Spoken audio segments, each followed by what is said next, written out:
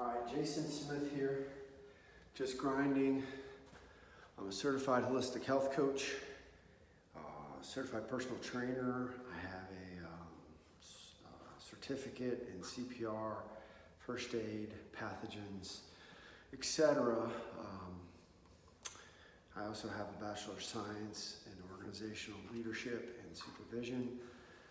So what I've done is I've combined all those and created a wellness concept that is specifically, well, in my case, it's designed for what I do, which is I train young athletes and over-the-hill athletes and anywhere in between about what they eat, why they eat, how they train, what they train, and how they recuperate. I work on 6 pillars. The first is physical, so movement. The second is mental, emotional intelligence, mental toughness, also mental wellness. The third is what we eat, nutritional, what we eat, why we eat, diets and fads, bad, lifestyle change, good. Some spirituality, so even with the mental and the spirituality, there's a combination with prayer, meditation, and breathing, stretching. So that's 4. Relational, work on relationships, why relationships are so important, what's in your community, and financial. So in the wellness practice, we go over those 6 pillars. Typically when I'm training, we go over 3 or maybe 4 of those pillars. In this case, we're going to talk about mental toughness and what that is, emotional intelligence that ties into the mental toughness, recuperation, and proper fueling. Now, 8 billion people out there are going to tell you how to train, how to do it all. I'm not going to tell you how to train. If you want to talk about training, come up to me, great. There's 8,000 people out there talking about training. No one's really talking about fueling the training correctly and recuperating from the training. So the mental toughness factor is, how do I get through this situation? This is a good book. If you're interested in, it's called Mind, Happiness, Hacking by Sean Webb. He's a local author. I've met him, consulted with him. He's brilliant.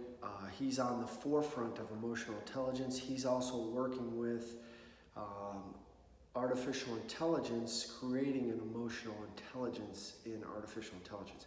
That gets scary, Terminator aspect of it, but if there is an emotional intelligence factor into it, I'm not going to get too sci-fi, we'll just let that one go. But it's a great book, and there's another one called The Inner Game of Tennis by Timothy Galway.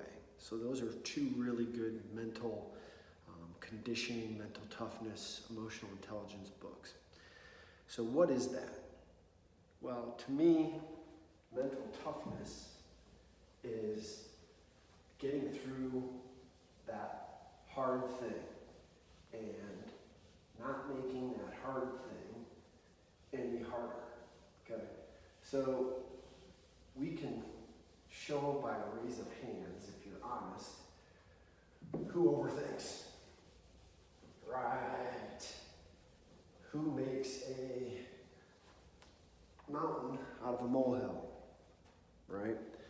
So we look at a situation, we look at a weight, we look at an obstacle, we look at a challenge, and we say, oh my gosh, look how big it is.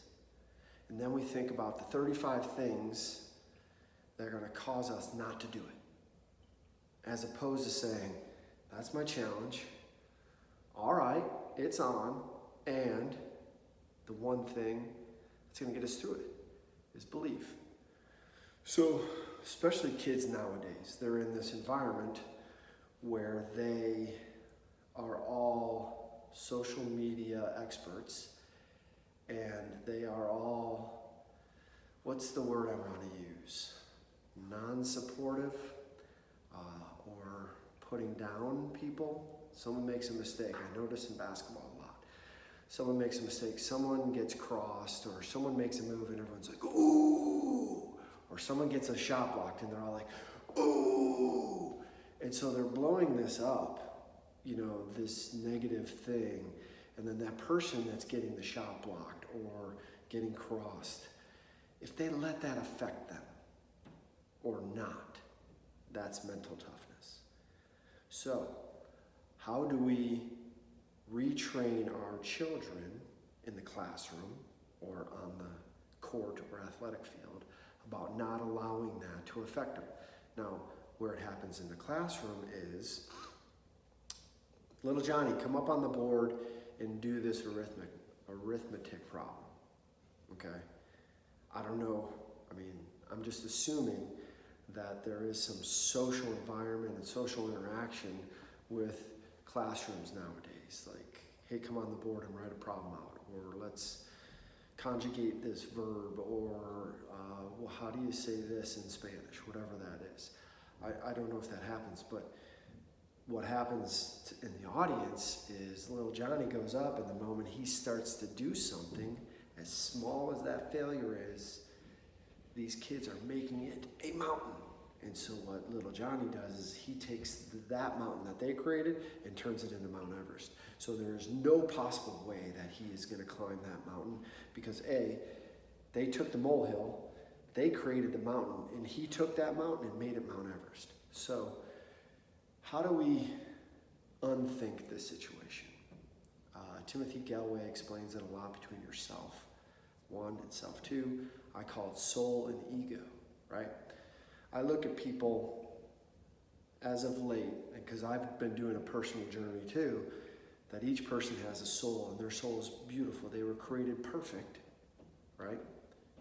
In whatever higher power's image. So everyone's soul is created perfect. Now the ego takes over, and we all have it. And that ego is competition, it's keeping up with the Joneses. I drive a better car, I have a better job, I make more money. That's your ego. So look at the internal struggle that you have between your soul and your ego. Your soul is that little, I don't know, I call it a child. It's my child. It's walking down the hall, going to class, happy. And in the process, my soul drops a book. So the ego starts going, hey man, there's people around. You just dropped a book, you loser. Pick up your book, you loser. Ooh, guess what's starting? The ego picking on the soul, because the ego is so socially in tuned. It's more worried about what everyone else thinks as opposed to just looking at that beautiful soul. So, soul and ego in the mental toughness. What does your ego do to your soul? Now, I'm not saying cut the ego down or take the ego out. We need a little bit of ego. Michael Jordan, you're telling me he wasn't fueled with ego? Kobe Bryant, God rest his soul, wasn't blessed with a little ego. So championship effort is ego-based. Now, that ego is not picking on the soul. That ego is stepping up and fighting for the soul. It's the fire, it's the passion, right? So that passionate ego is a blessing. The overcritical ego is the curse. That is our problem. That is mental toughness. So what Sean Webb says in his Mind Hacking Happiness is, you can recognize that fear, guilt, shame, any of those negative emotions that we have, you can recognize it, you can put a name on it, and you can change it. He writes that you can change that process of fear, anger, shame, whatever that negative emotion is, tied into that moment. Someone comes up to me and calls me a 4-letter word, or driving cuts me off. I have two choices: to road rage back, or I can just look at that person and say, whoa, I don't know what's going on in that car. I hope they're okay, right? Inner Game, Leadership and Self-Deception, another great book, talks about that. Why we go to war, all right? Because I, in my younger days, I would allow my anger to take over in that factor, and I would pull up to them and I would cut them off, or I'd give them a hand sign or whatever that is, right? Road rage. So that anger takes over, and that's why we go to war. Leadership and self-deception. What they're saying is, you have a leadership capability, but you're going to deceive yourself, right? We don't know what's going on in that car. We don't know what's going on with that person. So if someone comes up to me after this and says, hey, your seminar really sucked, I'm going to say, thank you for your time. I appreciate you coming. And then the other person coming up to me is going to say, wow, that's great. I learned a lot. I appreciate that. If you need anything, let me know. So we can pick and choose. Now that person's got their own agenda, negative, whatever that is, and they have their own opinion. I can't change that. All I know is that I'm giving you guys my 100% best. Mental toughness, emotional intelligence, right? Leadership, self-deception. And there's another one, emotional bias. We are emotionally biased. I see it all the time in athletic training. All right, hey, let's do this. And the kid's like, well, I did that. And I'm like, really, show me. And they go. And then I say, well, that's not this, right? And I'm only using basketball because it's very easy here. We can use quarterback. Let's do this, elbow up. Let's do that. And they're going, oh, I did that. Emotional bias. We always think we are doing what you are telling us to do because we can't see ourselves. So that's why they do film study in athletics, game and practice. They watch their practice. They watch their game on film. So then when the coach says, see, this is what I'm talking about, the kid goes, aha, emotional bias. We think we're doing it. We think we're doing it correctly. We think we're doing it the exact way that the coach is telling us to do it. In school, the teacher tells us to do something or teaches us how to do something. And the kid takes it, jumbles it into his own consciousness, self, ego, right? And comes out with a product. And the teacher's like, no, that's not it. And the kid says, I'm doing exactly what you said. So there's no way for us to take our vision out and watch ourselves unless we film ourselves. So that struggle is emotional bias. So you have all this stuff, all these wheels moving, grinding up in your head, and it's causing you to make a reaction, whether it's positive or negative. And at a certain point, there is also always a choice. You choose positive, you choose negative. You choose Jedi, you choose Sith. You choose the dark side, you choose the power of the Force. I don't know what they call it, the bright side or the good side? I don't even know, okay? So the struggle, okay? Now you need a little bit of the dark night of the soul in you. We need a little ego in you. I'm not saying get rid of that. Sometimes that anger or that fear is that thing that sparks us into parasympathetic nervous system, sympathetic nervous system, which we go into fight or flight, right? Your parasympathetic is your relax, your digestion. Your sympathetic nervous system is fight or flight. Blood goes from your brain, your heart, and your gut out to your arms to fight and your legs to run. So in that case, fear is good. Fear provides that.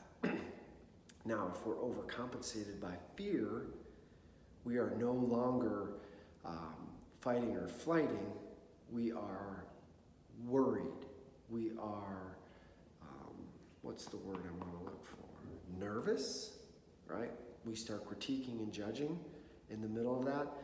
Okay, Tiger walks into this room. I don't have to be the fastest person. I just can't be the slowest person. So fight or flight. I'm either going to fight the tiger or I'm going to run from the tiger. Okay? So in that case, a little fear is good. A little adrenaline surge is good. Now when it gets too much and you can't control it, then you're out of control. And that's when the issue starts. Okay? So emotional intelligence, so vital to our existence, but we don't even know it. You know, we're on overdrive so much, and we let that subconscious take over so much, and that subconscious has been trained for X amount of years of your life. You start with that the moment you're born. Actually, the moment you're conceived and your brain starts functioning, you're in your mother's womb and you're picking up her emotions. You're picking up the environment and you're already creating your subconscious. So now, mental toughness. How do you create mental toughness? If I had a dime for every time someone asked me that, I'd be a rich man. But so simplest terms is retraining the brain with emotional intelligence, that you're recognizing emotional responses. Understanding and controlling your emotions. That's mental toughness. You want to be in the flow, right? In the zone. We want to, everything's working for me. I'm doing great. I'm doing great. I'm doing great. And I'm like, yeah, are you really doing great? When's the fall going to happen? See what's happening here? I start sabotaging myself. My subconscious starts sabotaging myself for whatever reason. Whose voice is that? Is that my voice? Is that my mom's voice? Is that my dad's voice? Is that my junior football Tom Illingsworth coach voice? Whose voice is it? Is that my friend Pete Frain's voice? He wasn't supportive of me. Or is that my friend Steve May's voice, who was just one of 15 kids and he was always trying to cut people? Whose voice is that? And who are we allowing in there? So recognize what's going on, recognize that emotion, relish in the joy, relish in the flow. How do you stay in the flow? Okay. Now, when you get to that point of fear and anger, clinch. One great technique to get through that, test day. Kids are bad test takers, kids are good test takers. These kids, it doesn't bother them. These kids are overthinking the test. Not only did they study and prepare for the test, now they're overthinking it. And they're going, what if, what if, what if, what if? And they're making all these what ifs. So they're in their head going, freaking out. And they're getting all intense. And these guys are like, oh, it's test day. Now, I'd rather be that guy in the flow, in the zone, than this guy all freaking out about the test. What could go wrong? What could go wrong? What could... And this guy's just walking in going, I'm good. I know my history. I know my math, right? I know my French. I know my Latin. I know my Spanish. Whatever that is. So what does this person do? He's created a habit of overthinking it and creating that nervous energy. Breathing. It's a fantastic technique that works. It can't work in a free throw situation, but it can work in a timeout situation on the athletic field.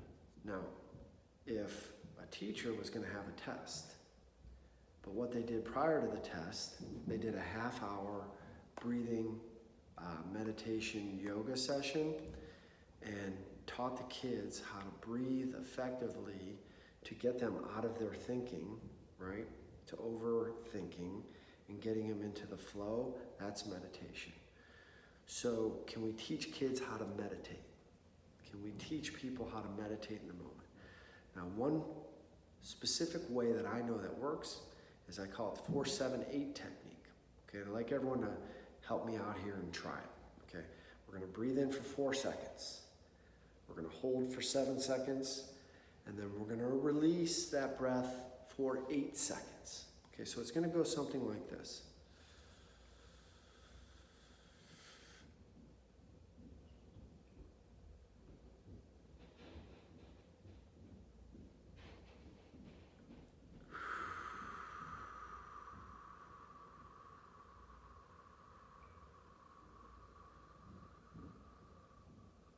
Good. Now, if you're not used to breathing, that inhale might be shorter. You might not get 4. The breath holding is pretty basic, 7 seconds. The exhale for 8, most people breathe out of the top portion of their lungs, almost in a hyperventilation mode in their subconscious, right? How often do we breathe fully into our lungs? So this is what I want everyone to do. Everyone take a huge deep breath in. Exhale out longer. Breathe in. Exhale longer.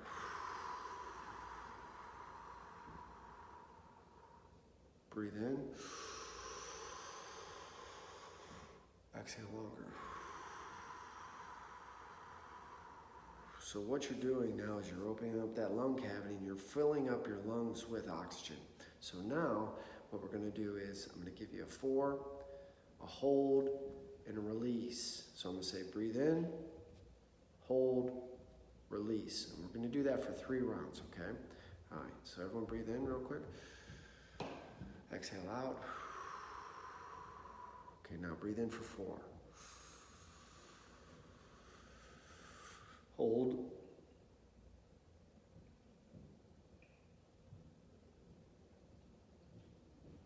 Release.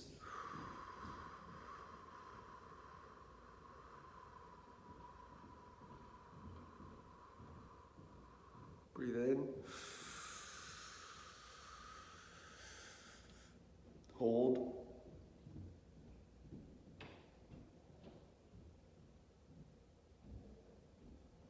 Release.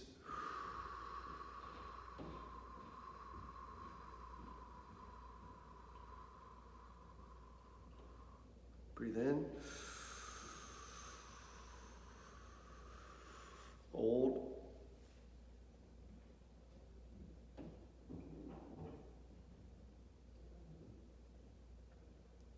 Release.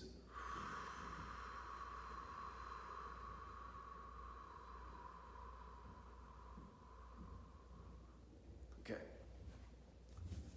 All right. Now, raise your hand if you did it and feel a little different than when you started. Okay? So we did 2 different breathing patterns there. Okay? We inhaled and we exhaled longer. That's one great way. That opens up our lung cavity. And then we did the 4, 7, 8 technique. Now you might have felt a little lightheaded. You might have felt an instant decompression. That's what that can do for you. That takes you out of your overthinking and it puts you in a state of relaxation or flow. Okay? So let's recognize that emotion that's causing a mental weakness, mental non-strength, or a strength. Okay, let's recognize that, emotional intelligence. And then when we know that we're in that stress management, stress causes disease. That's what all this overthinking does, is it stresses you out.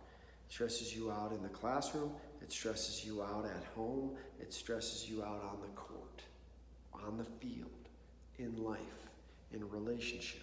So if we can avoid those stresses, manage those stresses. We can't avoid stress.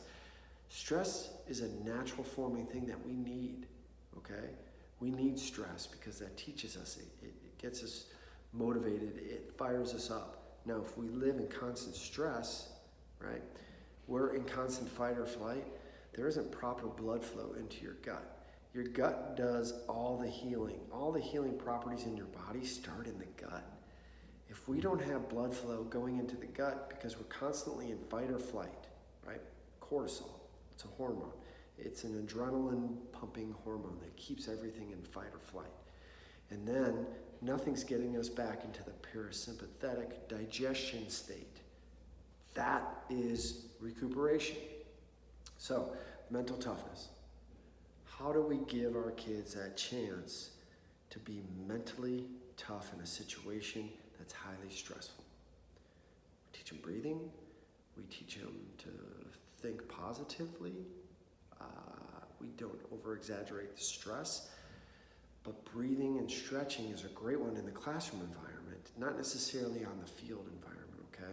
Now, talking to an athlete on the field about fears, minimizing your fears by talking about them. The moment you talk about something, it doesn't make it so big anymore, right? We take that mountain and we create it into a molehill by talking about our fear. I have a fear of losing. The pain I have from losing is probably 10 times greater than the joy I have from winning. So that drives me, but that also causes me to have my mental weaknesses, because then I over everything and I create stress and I cause issues as opposed to enjoying or relishing in that positive. So recuperation. This is called sleep, meditation, parasympathetic nervous response, okay? If we're not digesting our food properly, we're not getting the proper nutrients out of it, the body's not getting its proper healing properties, and it's not going out and actually doing what it's supposed to do, all right? Our diet, the American, okay, we'll call it this fad, standard American diet. Sad. It is probably anywhere between 65 and 85% carbohydrates. And then we have protein, which is the new buzzword. And then we have fat, which is now even the more new buzzword. Keto diet. Keto diet is a diet, right? The Atkins protein is a diet. Now, you put the Atkins and the keto together, that's a diet. I'm a vegan, that's a diet, okay? I'm a vegan, I'm not a vegan, that's a lifestyle choice. Ketosis, what that is, I'm using fat for energy as opposed to sugar for energy. What is sugar? Carbohydrates. What's carbohydrates? Fruits, veggies, pasta, bread, sugar. There's different types of sugars, but they all do the same thing. Now, the sugar in fruit, fructose, doesn't give you an automatic shut-off switch. So your body's designed to eat as much sugar from fruit as it would like.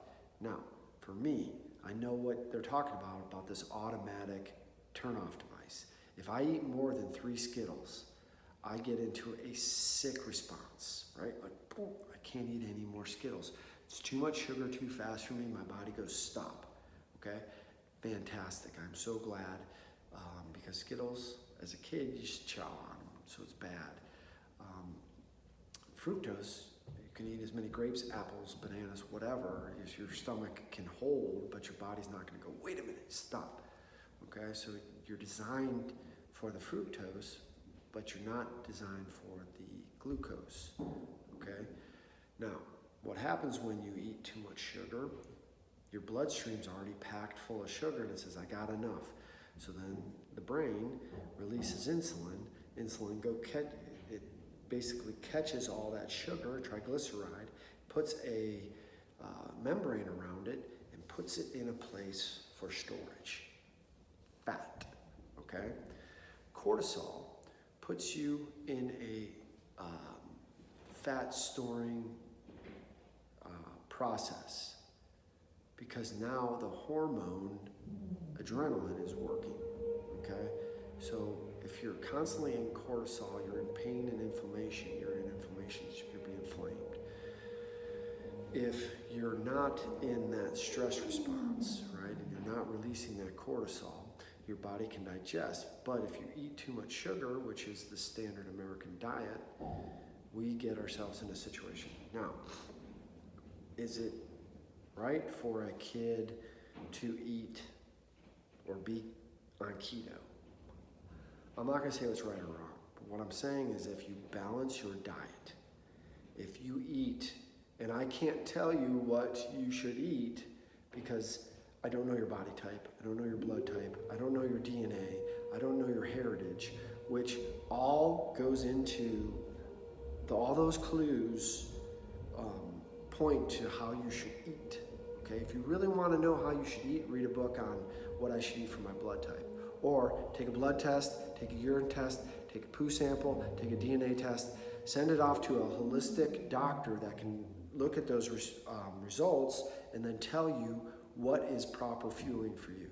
That's the only way. We gotta open up the hood and look underneath it. Otherwise, Joe Schmo telling you, yeah, I'm on keto, man, I'm all keto, I eat fat on fat. It's working for Joe Schmo, but if you do it, I don't know if it's good or not. So what I propose is this. 2 things that I want to talk about on fueling is hydration and veggies. Now, vegetables. The standard American diet, we eat probably as a country, 2 servings of veggies a day. Now, I'm being gracious and saying 2 because I'm putting potatoes in there, French fries, right? If we take the potatoes out, maybe 1. How many people here give your children anywhere between 5 and 12 servings of veggies a day? That's great. You're way ahead of the curve, okay? Oh, my kids don't like veggies. Making up excuses, right? But most kids like a salad. I wouldn't go with the iceberg. I'd go more romaine, spinach, more of those green leafy stuff like that. Chop up some celery. Most people like celery. Chop up some carrots. Most people like carrots. Cucumbers. Most people like cucumbers. And then put a salad dressing on that. But if we go from 2 servings a day to 5 servings a day. Oh, look at that. All right, we doubled our amount. Then we get them into something more palatable, which they like, 5 to 8, 5 to 9. 9's awesome, 12 is perfect, ideal. Okay, so 9 to 12 would be at the top range. If you're getting anywhere from 5 to 6, it's mediocre. Okay, anything under that, not so good. Okay, so veggies, there's so many vitamins and nutrients in that. Now, part of the recuperation process is eating more veggies. And why do I promote veggies as opposed to protein? Because the vegetables contain amino acids. Amino acids are your building blocks for every body function, but mostly muscle fiber, muscle tissue, right?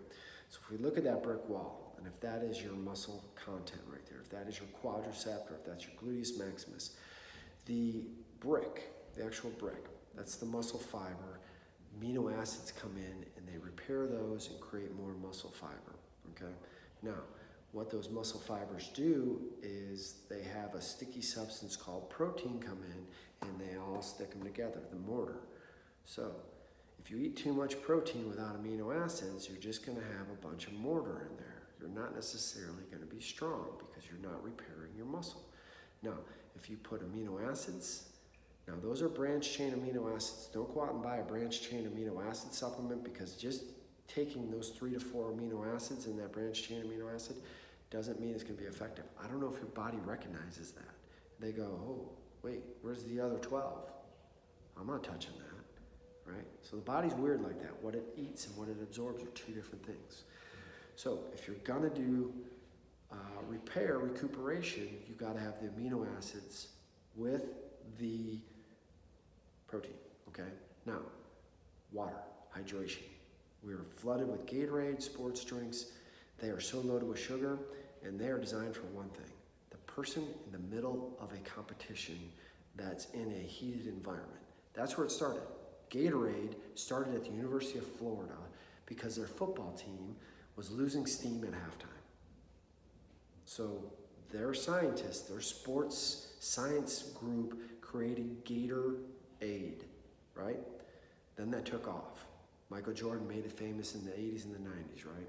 So, Gatorade, if I'm in a triathlon and I'm in the Ironman out in Hawaii, Gatorade, perfect.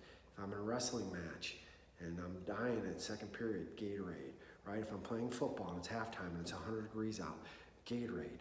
The sugar in the Gatorade is providing fuel, immediate fuel for you while you're in that, okay? That's what it does. Secondly, the electrolytes that are in there getting out to your body. What are electrolytes? Magnesium, potassium, sodium, and so forth, right? We don't get enough magnesium, we don't get enough potassium. We're probably overloaded with sodium. So sodium, white salt, bad. Himalayan sea salt, good. Himalayan sea salt or Celtic sea salt, that's electrolytes. If you take that and you're salting your food properly, Himalayan salting or Celtic sea salting, you're getting electrolytes, okay? You don't need Gatorade. Now, if you just drink a bottle of water,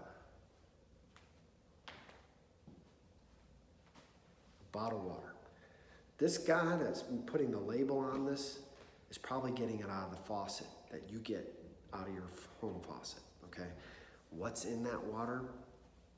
We don't know. Now, they have to clean it, right? It has probably an inspection, so it goes through a filter process. So what is happening to this water, for layman's terms, is it's taking all the proper nutrients out along with all the toxins out, and it's just giving you dead water, okay? Now, you'll see a lot of cramping happening. People are like, oh, I load up on water, I load up on water. Well, are you flushing your electrolytes out because you're drinking dead water, or are you drinking an electrolyte reconstituted water? If you reconstitute your water, you're going to stay hydrated much more easily.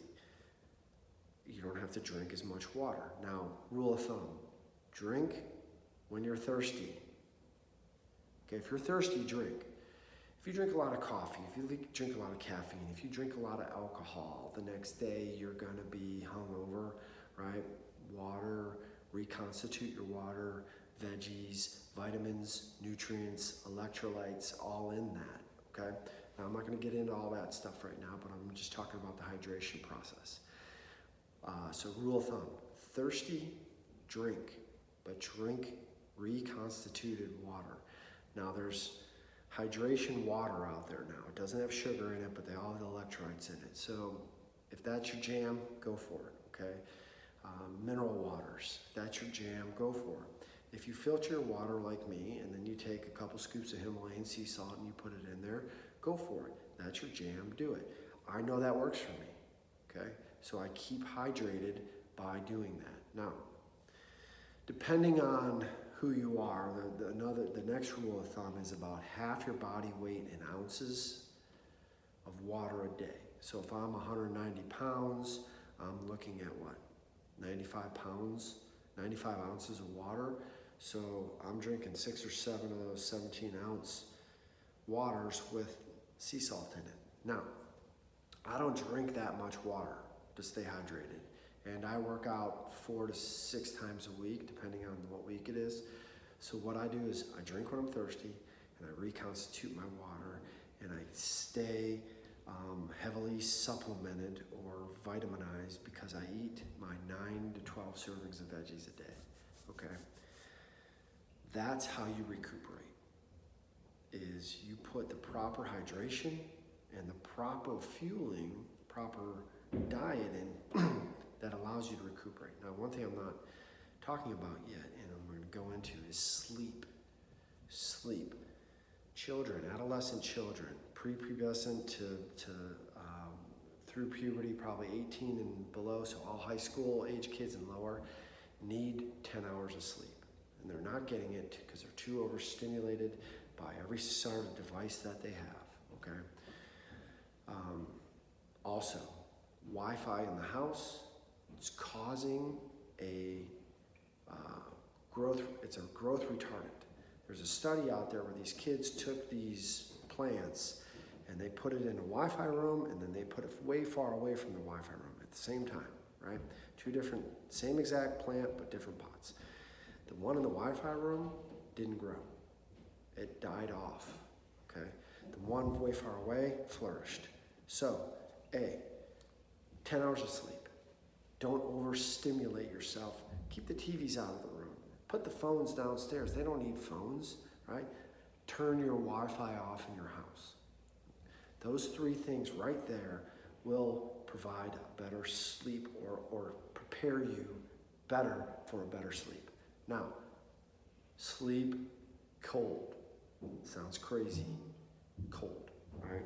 There's some devices out there and sleep aids which give you a better sleep at night because it offers a cold sleep. I know one, Chili Pad. He's out of Mooresville, Todd Youngblood. It's this technology where it puts this bladder over your mattress and it runs cold water through the bladder. So I keep mine on at 59 degrees, and it has a white noise effect to it. Zzz. So that helps too, but that keeps it cold. Now, husband, wife. Husband likes it at 59, wife likes it at 63. Now, on her side of it, it has a different bladder, a different machine. She puts hers on 63.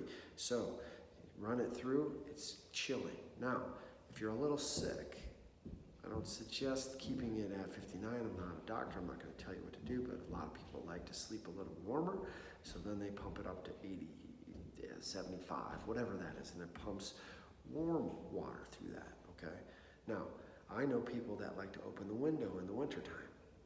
That cools the room down. They sleep better cold, okay? Think about this. Your body was designed right in this in mind. Caves, dwellings, they were colder. You're supposed to sleep at night where it's colder, okay? Your circadian rhythm. The sun goes down, you go into your cave for shelter where it's cool. The night happens and makes it cooler, okay? You sleep that time frame. Sun comes up, starts warming the earth, warms the environment, and that wakes you up. That was the alarm clock for, our ancestors who didn't have iPhones at their bed, waking them up, or alarm clocks, okay?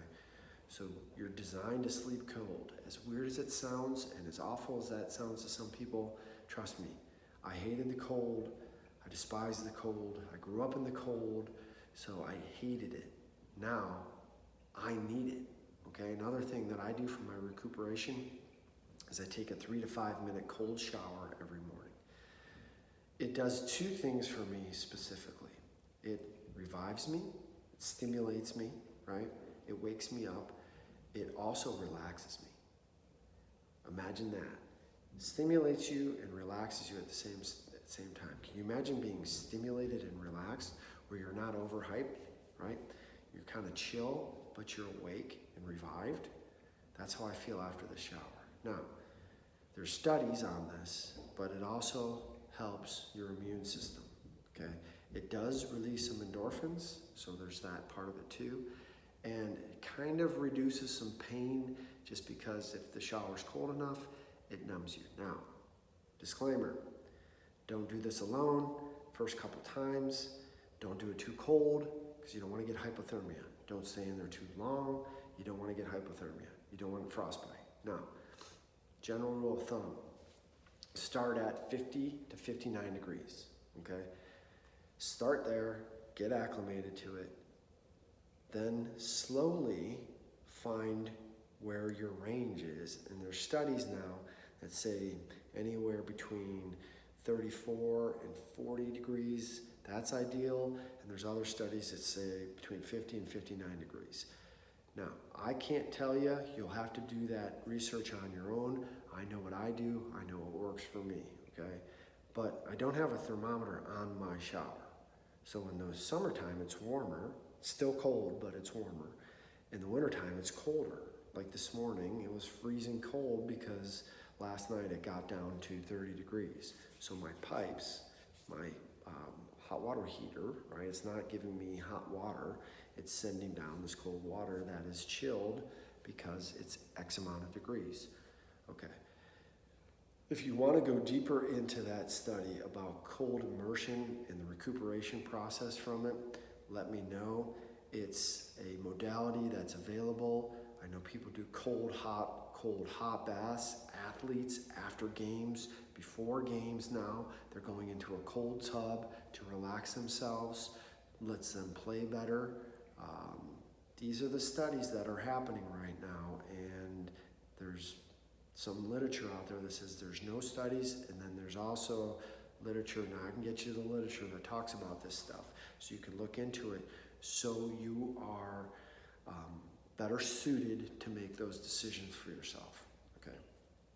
Now, mental toughness, sleep and recuperation, so vital for children that are competing on an athletic field or a court, or competing in the classroom. If I'm in the flow, I'm going to be a better student. I'm going to learn more. They do this to Navy SEALs, this emotional intelligence, so that they can learn a language 20 times, 30 times faster than it takes someone else. They can learn a language in 6 weeks while they're training before they're going to deploy to wherever they're going. So they use this technique to put them in the flow so they learn quicker, faster, and they have more knowledge base. Okay. All right, so we're coming up on time. Recuperation is so important to our training, whether it's studying or practicing an athletic sport, something of that nature, so important. Recuperation allows us to get better, quicker, faster. Okay, being in the flow, not allowing that dichotomy of what's going on upstairs to put you out of the flow. Okay, cuts the stress, manage the stress better, and you're able to recuperate better. And then if you fuel properly, okay, go get tested.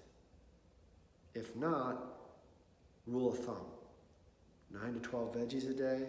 A serving is about a handful, 9 to 12. Go about 35% on your carbohydrate, your good healthy fats, and your proteins. Good healthy fats, avocado, salmon, coconut oil, flax, chia. Good healthy proteins. Be careful what proteins you eat, because are things GMO'd? Are they loaded with antibiotics and steroids? Are they in a growth farm? Get free range, get organic, get non-steroidal, non-antibiotic treated beef, meat, fish. Trust me on this one. You don't want all that chemical toxicity to go in. Buy organic or locally grown, because they're not full of pesticides. Produce, fantastic, okay? Good carbohydrates compared to bad carbohydrates. Pizza, not good, not bad. Soda, bad. There's no redeeming quality from a soda. Bloomberg even tried to ban it in New York City. Good for him. It's a choice. I don't think the government should tell you what to eat, and that's our government's been doing. They've been telling us, hey, this pyramid, this food pyramid, eat all this carbohydrate, right? Don't eat that fat. Don't eat that protein. You know, it's a huge pyramid, and they're saying carbohydrates. You don't need that much carbohydrate, right? You do need carbohydrate to fuel your muscles. The glycogen stores, it helps with the ATP reproduction, right? The Krebs cycle. You need all that, but amino acids and oxygen also help with that too. So if you get enough sugar, carbohydrates from your fruits and veggies, and you're not getting that complex carbohydrate, you're reducing that, bueno, muy bueno, all right?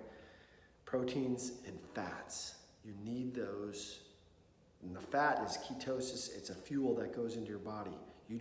When you eat good healthy fat, you don't store it. It gets into your system. There's no regulatory thing that's going to say, hey, take that fat and store it as fat. No, but it says take that sugar and store it as fat, right?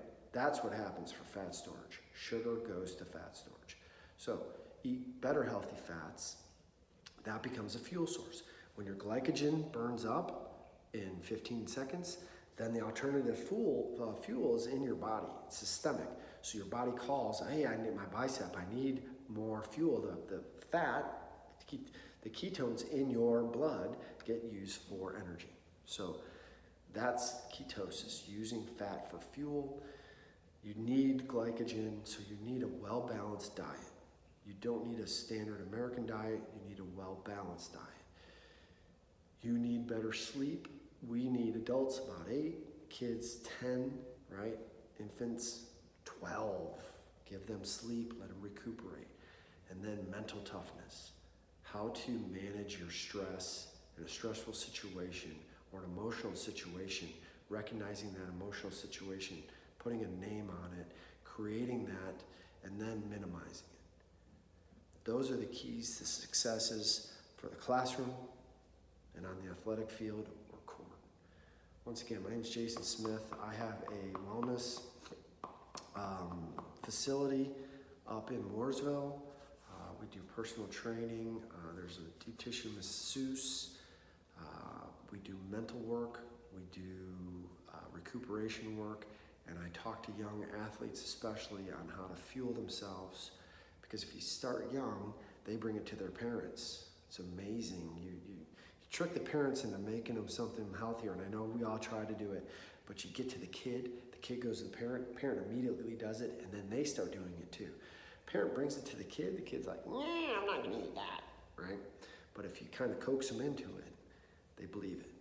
All right, so my name is Jason Smith. Just Grinding is my business. We are a wellness, a full service wellness, physical, mental, emotional training that provides these kids a springboard for success.